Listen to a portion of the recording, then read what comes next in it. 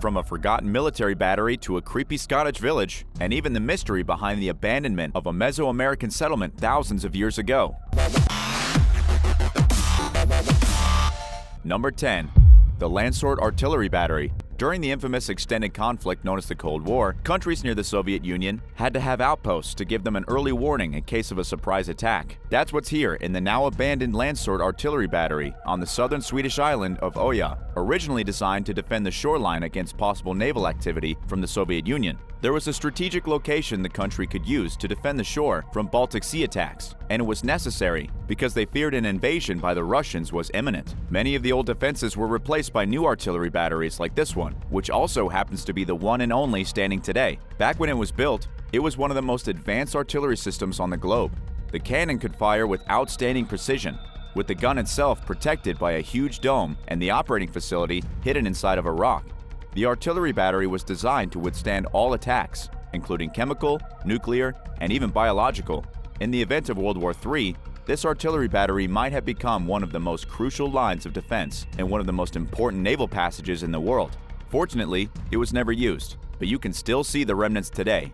The artillery battery guarded Sweden until the turn of the century, at which time these stations were decommissioned and dismantled except for one. It's now an overgrown ruin and a reminder of just how cold the Cold War really was. Number 9. Chapel of Our Lady of Victories. The Chapel of Our Lady of Victories in Portugal is one of the creepiest abandoned churches in the world, and yet it has a rather romantic story behind its desertion. It was built by a wealthy farmer and a botanist named José de Canto in honor of his wife after she died. Why does it always have to be about dead spouses? Something about that area, building a massive memorial to a deceased partner. It's really unsettling. Although it was a really magnificent structure, the chapel was built in the Neo-Gothic style with stone and brick, stained glass windows, and it was erected right next to a beautiful lake.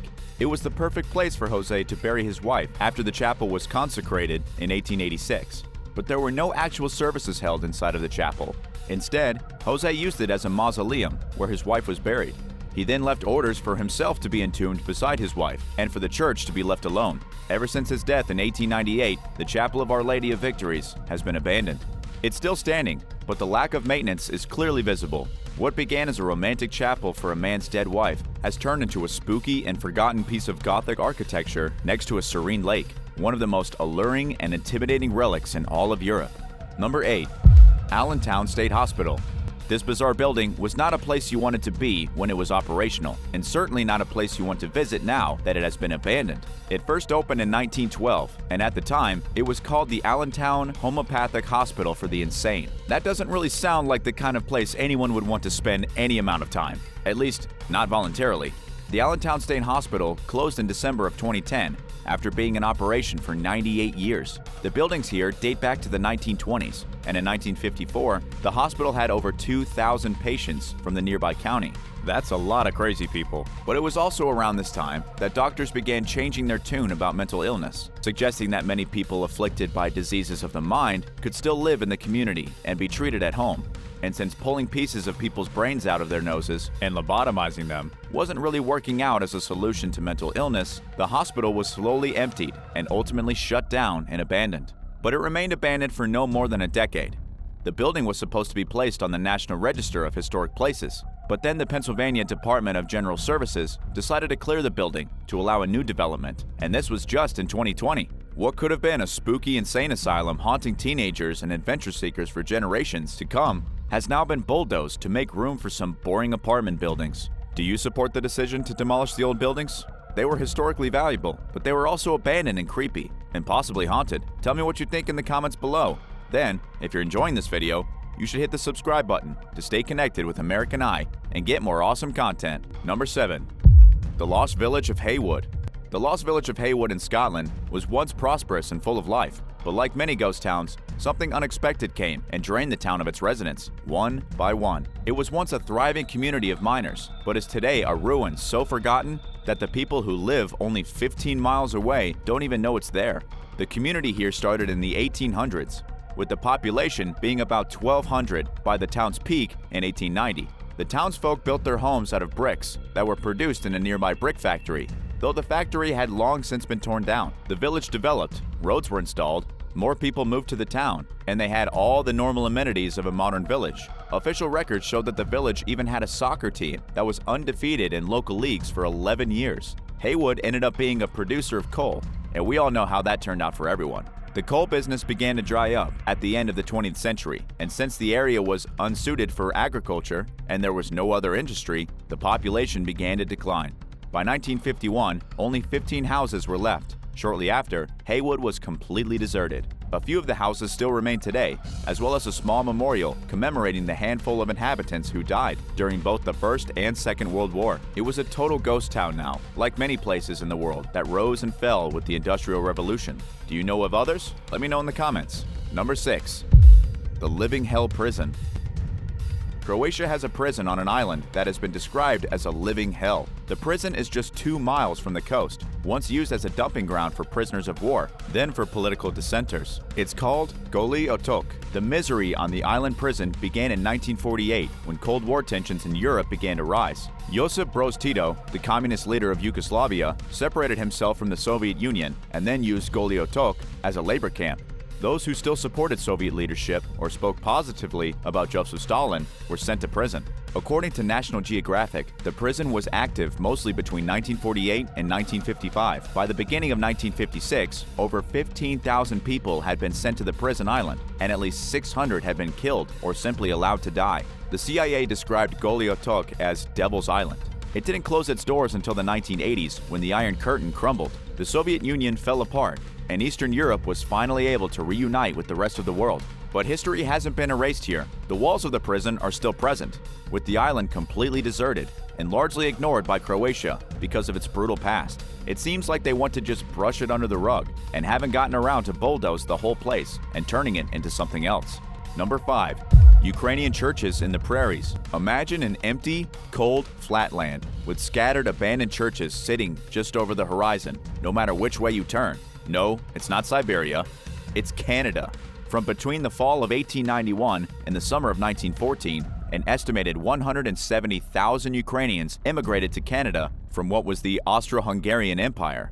They moved primarily to the Canadian prairies, a vast landscape comprising 3 flat and mostly empty provinces of farmland: Saskatchewan, Alberta, and Manitoba.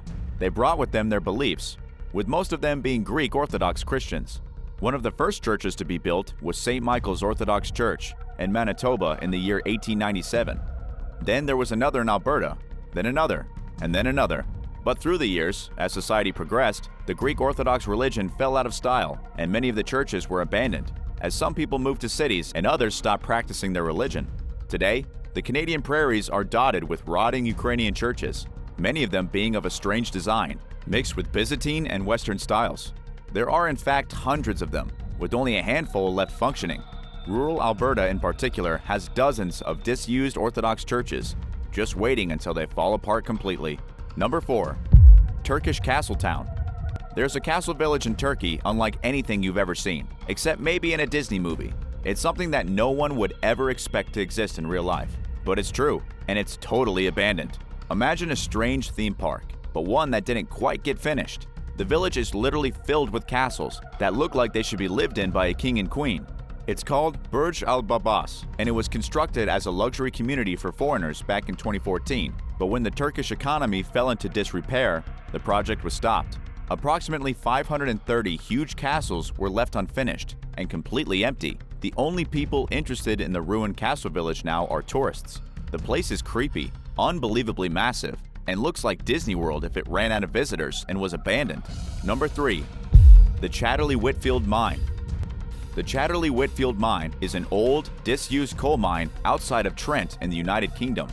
Back in 1937, it was the biggest mine in the area and the first in the UK to produce 1 million tons of coal in the year. But, like with other mines around the world, its coal production came to a screeching halt in 1977. Just 2 years later, in 1979, the mine was turned into an underground museum. The rundown buildings were renovated, and the rusty old machines were restored to their original condition. But the museum didn't last forever. The issue was that the Chatterley Whitfield mine was connected to the Woolstanton Colliery pits, and they stopped producing coal in 1981. The pumps were turned off and water levels began to rise, and because the fans inside the Woolstanton pits were turned off, methane began to build up. There was no way the museum could afford to upkeep of the pits, and so the gas levels became extremely dangerous. Visitors were banned from entering the Chatterley Whitfield mine in 1986 when it became too hazardous. The possibility of an explosion or accidental suffocation was too great. It's still abandoned today, only it's been sealed to prevent people from sneaking in. If you tried to enter, you would almost certainly never come out again. Number 2. German U-boat bunker.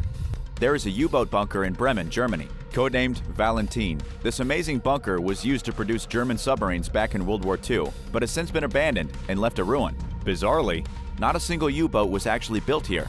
The problem was that in 1943, the Allied forces had gained air superiority. The Germans were having a very tough time building their own boats in shipyards because the Allies would find out. So, they built the Valentine bunker to build them in secret. Construction went on from 1943 to 1945, growing to be the biggest freestanding bunker in the whole country. It had 13 assembly bays, and the walls and ceilings up to 23 feet thick to protect the workers and assemblies. Unfortunately for the Germans, who used prisoners of war and prisoners of concentration camps to build the bunker, resulting in an estimated 1,750 fatalities, they lost the war before the bunker was finished. It was then left abandoned and is still empty to this very day. And number 1. The Olmec civilization. One of the most interesting abandoned places in all of the Americas goes back to around 1600 BC. It's the ancient settlement of San Lorenzo, capital of the long-forgotten Olmecs, a group of people whose origins still mystify scientists. The name Olmec comes from the Aztec language. It means rubber people. Because of this, archaeologists believe that Olmecs participated in rubber processing. But what's really strange is that archaeologists haven't found a single skeleton of the Olmec person. It's as if they literally disintegrated or all floated away. The Olmecs crafted giant heads, some of them weighing up to 20 tons. But nobody knows why they built them or how, and nobody knows why they abandoned their capital around the year 400 BC. The Olmecs came seemingly from nowhere, constructed a great city in what is now Veracruz, Mexico, and then faded like ghosts, leaving behind their abandoned temples and monuments, and not a single trace of skeletons. Strange, isn't it? What's your favorite abandoned place in your part of the world? Let me know in the comments, and thanks for watching. Be sure to hit the subscribe button if you enjoyed the video, and come back again for more.